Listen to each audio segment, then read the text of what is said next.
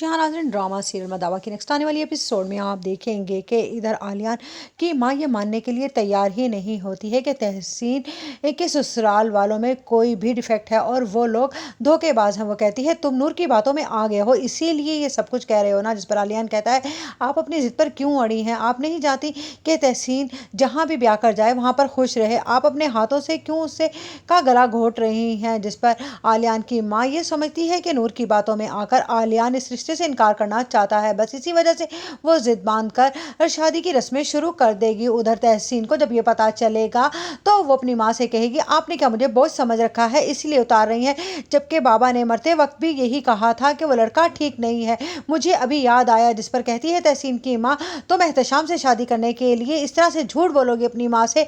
जिस पर कहती है तहसीन मैं झूठ नहीं बोल रही हूँ, यह हकीकत है। उधर आप देखेंगे कि जब नवेरा की माँ आहिस्ता आहिस्ता नवेरा के लिए घर में जगह बनाएगी तो वो सबसे बड़ी गलती कर रही होगी। उसे लगता है कि नवेरा अब सुधर चुकी है और उसे सबके साथ घुल मिलकर रहने का हक पूरा पूरा दिया जाए, लेकिन इधर नवेरा को जैसे ही ये हक मिलेगा वो नूर की जिंदगी में मुदाखलत शुरू कर देगी।